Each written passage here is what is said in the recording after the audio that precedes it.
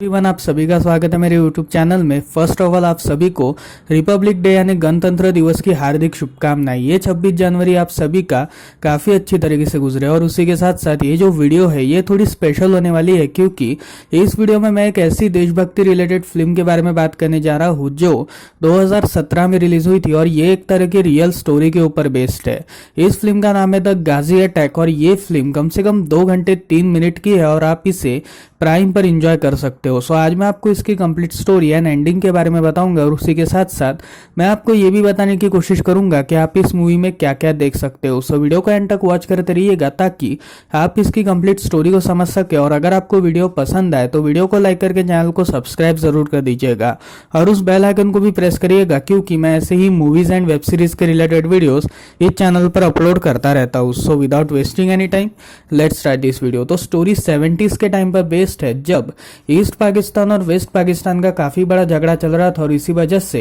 Kargil Wars वगैरह भी हुए थे और उसी के साथ साथ नेवल फोर्सेस में भी काफी झगड़े हुए थे। यानी पानी के रास्ते से एक पीएनएस गाजी नाम की एक बहुत बड़ी सबमरीन थी जो तिरुवनंतपुरम को कैप्चर करना चाहती थी और उस वक्त इसके बारे में इंडियन नेवी को खबर लग चुकी थी। अब यहाँ पर इंडियन नेवी के जो मेन कमांडर थे यानी मेन कमांडर और जनरल जो थे उन्होंने एक मिशन चलाया था और ये मिशन सिर्फ एक देखने का मिशन था। यानी इसमें ना तो कुछ एक्शन वगैरह लेनी थी और ना ही कुछ काम वगैरह करना था, बल्कि ये सिर्फ चेक करने का मिशन था कि आखिर पीएनएस गाजी कहाँ तक पहुंची है, क्योंकि वो अगर चेक करेंगे तो काफी अच्छा होगा और उसी वजह से इन लोगों को कंफर्मेशन भी मिल जाएगी कि पीएनएस गाजी कहाँ तक पहुंच चुकी है। अब यहाँ पर इस मिशन के लिए 3 लोगों को हैंडल किया गया था, जिसमें इसमें मेन जो थे वो 2 ही लोग थे, जिसमें पहले शख्स का नाम था अर्जुन वर्मा और दूसरे का नाम था कमांडर सिंह। अब यहाँ पर ये दोनों जो लोग थे ये दोनों के एटीट्यूड काफी अलग थे, जिसमें अर्जुन जो था वो एक तरह का रूल बुक किस्म का शख्स था, यानी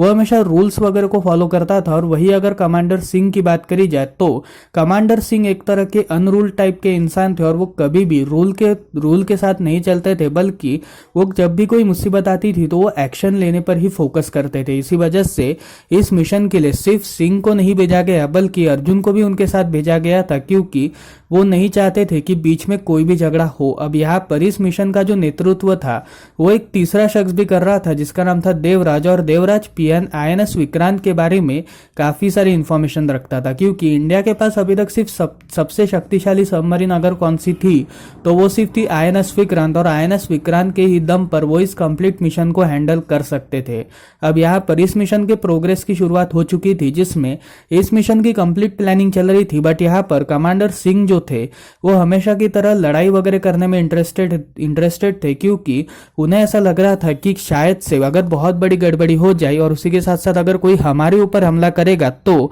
क्या मैं सिर्फ मुंह ही देखता बैठूंगा, इसी वजह से मैं हमला तो पहले करूंगा। लेकिन यहाँ पर जो जनरल वगैरह थे वो ये कहते हैं कि तुम्हें हमला करने की कोई भी जरूरत नहीं है और वो उसे कहते हैं कि तुम यहाँ से चले जाओ। जिसके बाद वो अर्जुन से अकेले में बात करते हैं और वो अर्जुन से ये कहते हैं कि अगर कमांडर सिंह ने कुछ भी ऐसी हरकत करने की कोशिश की तो तुम उन्हें रोकने का काम करोगे। अब यहाँ पर मिशन की शुरुआत हो चुकी थी,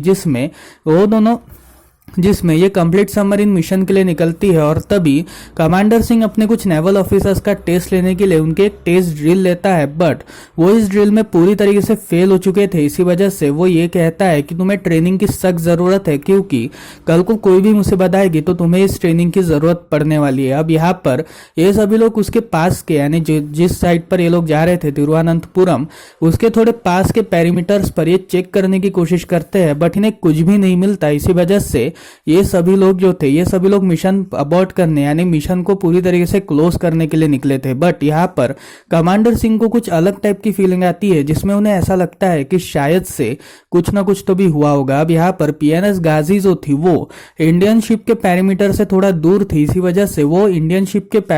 शिप को डाइवर्ट करने के लिए एक शिप को उड़ाने का डिसाइड करती है और तभी वो एक तरह की बिजनेस शिप को उड़ा देते हैं जो बांग्लादेश से आ रही थी। और इस शिप को उड़ाने के बाद जो आईएनएस विक्रांत के लोग थे वो सभी डाइवर्ट हो चुके थे और तभी हमें ये बात पता चलती है कि उस बिजनेस शिप में दो लड़कियां थी, जिसमें एक लेडी डॉक्टर थी और उसके साथ एक छोटी बच्ची थी। और यहाँ पर अर्जुन जो था वो इन दोनों को बचाने के लिए निकलता है, जिसके बाद सिंह जो था वो अपने लिसनर को, यानी जो नेवल शिप में हमेशा एक लिसनर होता है जो ज़्यादातर आवाज़ों को सुनने का काम करता है और उसे ऐसा जो सीक्रेट कोडिंग मैसेजेस वगैरह भी भेजता है थ्रू बेस। अब यहाँ पर वो अपने लिसनर से ये बात कहते हैं कि साइड में थोड़ा बहुत देखो, जिसमें देवराज जो था उससे खुशखबरी मिलती है कि वो बाप बन चुका है। इसी वजह से वो सबको मिठाई वगैरह बांटता है और जब वो कमांडर सिंह को मिठाई बांटता है तब कमांडर सिंह उसे ये कहते हैं कि जरा सा भी ध्यान डाइवर्ट मत करना। और तभी उन्हें ये बात का क्लू मिलता है कि अगर ये लोग इस बिजनेस शिप को उड़ा चुके हैं तो शायद से ये माइंड डाइवर्ट करने का कुछ तो भी खेल है। इसी वजह से वो अपने लिसनर को, अपना जो सैटेलाइट है यानी जो अपना जो लिसनर है उसे वो थोड़ा डाइवर्शन में घुमाते हैं और तभी उन्हें एक शिप की मूवमेंट दिखती है और तभी उन्हें ये बात रियलाइज होती है कि पीएनएस गाजी जो है वो उन्हीं के ऊपर है और वो उनके ऊपर अटैक करने वाली है। अब यहाँ पर कमांडर सिंह जो थे वो अटैक्स के ऑर्डर देना चाहते थे, बट यहाँ पर अर्जुन उन्हें ये करने से रोकता है क्योंकि अर्जुन ये चाहता था कि ये लड़ाई ना हो, इसी वजह से वो इसे रोकता है। लेकिन यहाँ पर कमांडर सिंह उसकी बात को नहीं मानना चाहते थे, इसी वजह से वो थोड़ी बहुत उससे बहस करते हैं, जिसके बाद अर्जुन जो था वो उन्हें रोकने की कोशिश करता है और यहाँ पर कमांडर सिंह जो थे वो अपने रूम में चले जाते हैं। अब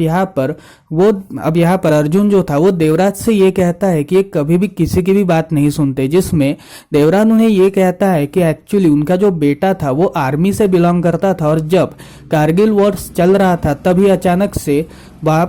अचानक से रात के टाइम पर दुश्मन के लोग जो थे वो इनके बेस में घुस चुके थे और वो ऑर्डर्स वगैरह मांग रहा था, बट यहाँ पर इंडियन की जो आर्मी की जो काउंसिलर्स थे वो उसे ऑर्डर्स नहीं दे रहे थे। इसी वजह से जब तक वो ऑर्डर का वेट करता तब तक उसकी मौत हो चुकी थी। इसी वजह से कमांडर सिंह जो थे वो इस बात से नाराज थे कि आखिर ऑर्डर्स वगैरह रुकने तक हम क्यों रुके, हम पहले हमला क्यों नहीं कर सकते, क्योंकि अगर दुश्मन हमारे ऊपर हमला करेगा तो हम कुछ ना करें पर सिर्फ ऑर्डर्स का ही इंतजार करें। जिसके बाद कमांडर सिंह जो थे वो और भी ज्यादा नाराज हो जाते हैं और वो अपने डेक से बाहर निकलकर अर्जुन के ऊपर गन पॉइंट करके उससे चाबी लेते हैं, जहां पर वो इस मिशन को हैंडल करना चाहते थे और उसी के साथ साथ वो हथियार वगैरह भी चलाना चाहते थे। लेकिन तब तक पीएनएस गाजी को इस बात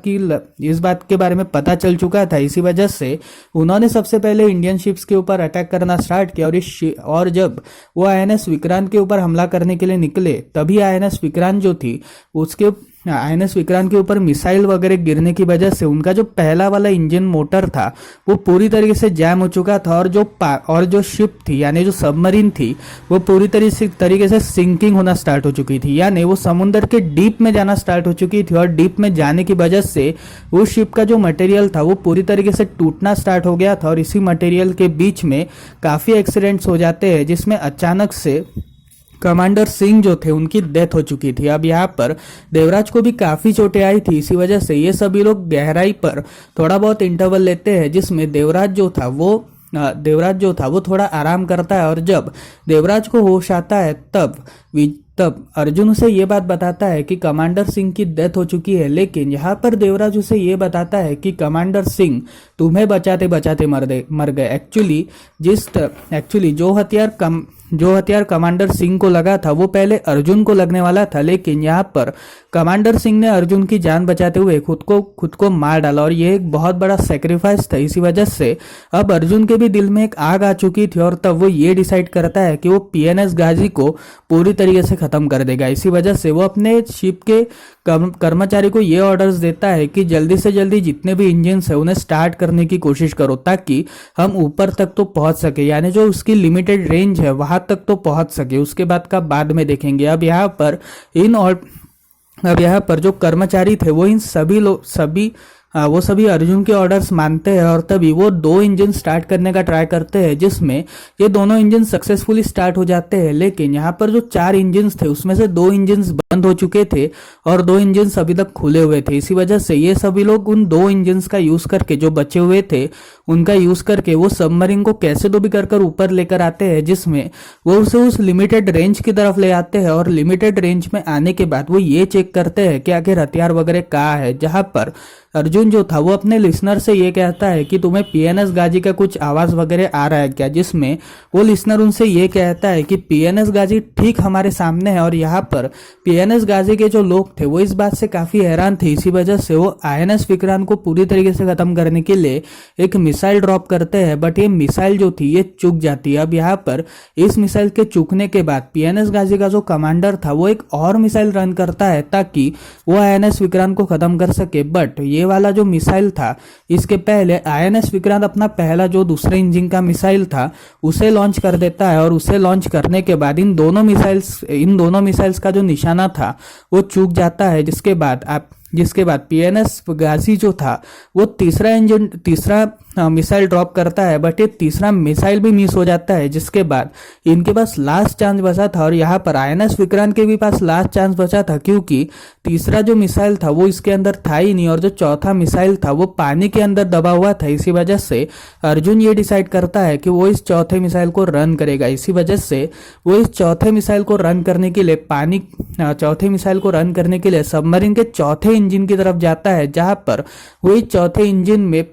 पानी भरने की वजह से वो जो चौथा डेक था वो पूरी तरीके से डूब चुका था। और उस डेक में वो पूरी तरीके से कूद जाता है, जिसके बाद वो इस डेक में कूदने के बाद वहां पर वो मिसाइल वगैरह को खोजता है। और यहाँ पर गाजी ने अपना चौथा मिसाइल ड्रॉप कर लिया था, जिसमें यह चौथा मिसाइल भी शिप के जस्ट नीचे से क्रॉस होता है। इसी वजह से ये सभी लोग काफी नाराज होते हैं। और यहाँ पर आईएनएस विक्रांत ने अपना आखिरी मिसाइल ड्रॉप किया था जो सीधे गाजी के सेंटर पर लगती है और गाजी पूरी तरीके से तबाह हो जाता है। और यहीं पर ही आईएनएस विक्रांत ने पूरी तरीके से गाजी की हालत खराब कर दी। यानी गाजी अब तक की पाकिस्तान